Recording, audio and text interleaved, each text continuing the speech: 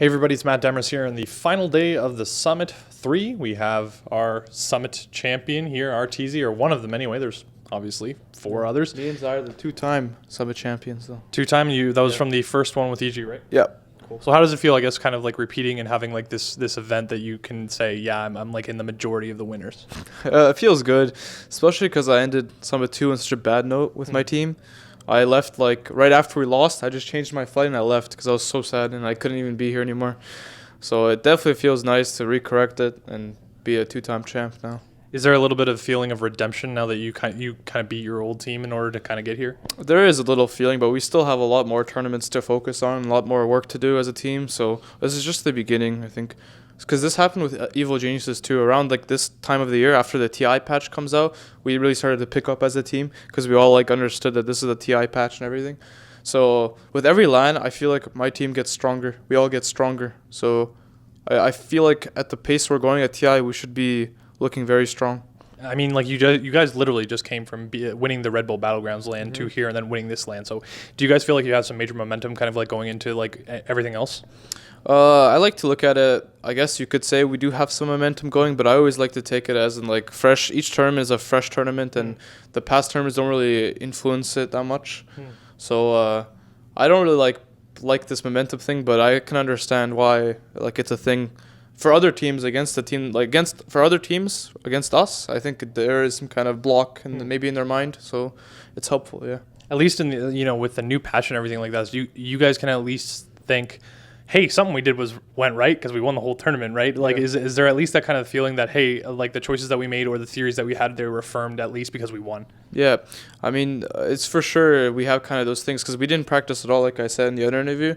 So it feels like we're the kind of team, like how EG used to be. Like we used to be no practice and we just learn in the LAN. It seems like it's kind of evolving into that. So I think that's the best way. I think just while the LAN goes on, you adapt and then you become the strongest team.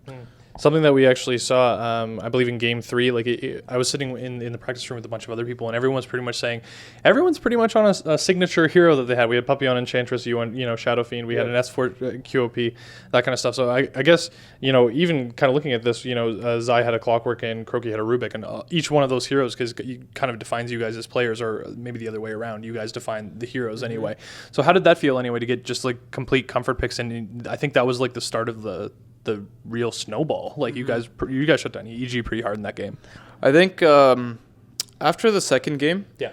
they were at the point where it's very simple what to do to win, because that second game, the way they lost in their minds is probably very bad, and like they're mad at each other. I don't know how it was in the team dynamic, but that game for them was like, how the hell did we lose this game?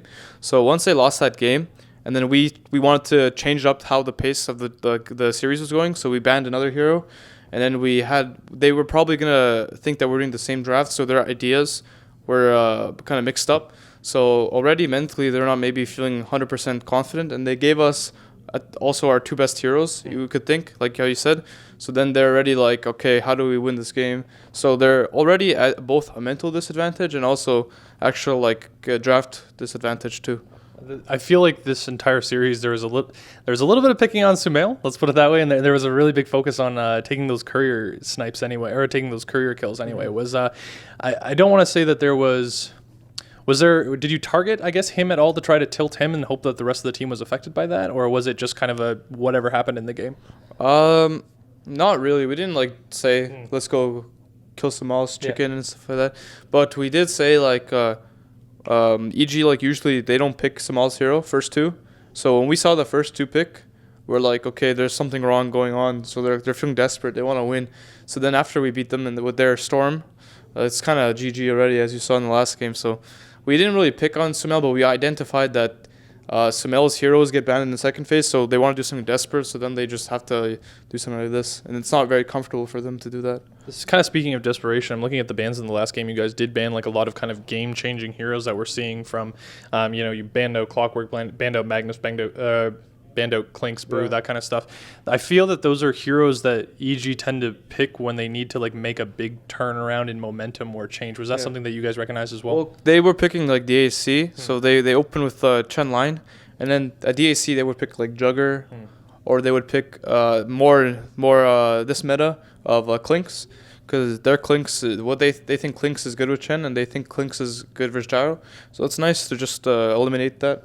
So because we thought Clinks is good here too versus Gyro, so then we just ban it, and like they probably like, okay, what do we do now? So they just pick like a bear. That's also a DAC hero, because I don't think it's that good right now. So they're like relying on previous drafts and previous patches, and there's nothing wrong with that. It's just like it's like a change of mentality. Like they were looking for something that I like to think is they were looking for something comfortable, and like it put them at a disadvantage. Yeah, and then the next game they just went crazy and like big Death Prophet for Samil. I've never seen that before, so I'm not sure if it was just like Hail Mary or if it was like practiced. So I guess as a last question, wrapping up the tournament and kind of wrapping up like your run through it, you know, you were mentioning that you guys did do a lot of adapting, but what's something else that you guys think that you did better than any team this tournament? That's a hard question. I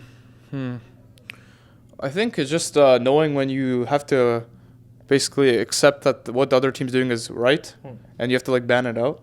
So for example, like when we lost to Vici's BH, like we're like, okay, you know, this hero is good, let's just ban it.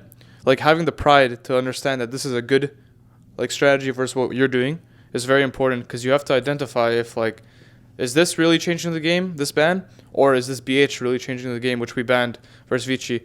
And then, just basically having the pride to admit that this hero, this strategy is good versus what you're doing.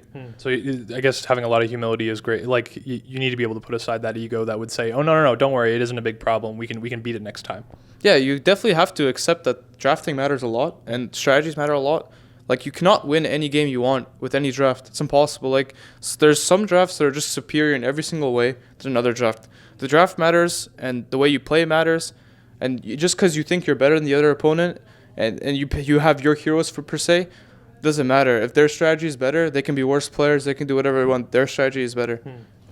Arteezy, thank you so much for taking the time to speak with us. Thank you so much for checking out our coverage all through the Summit 3. We've had a great time here in sunny Los Angeles talking just Dota with you guys. If you want to check out more in-depth stats, in-depth analysis, and stat tracking, that kind of stuff, you can check out our app at thescoreesports.com. Check out our site, check out our app, all that other fun stuff.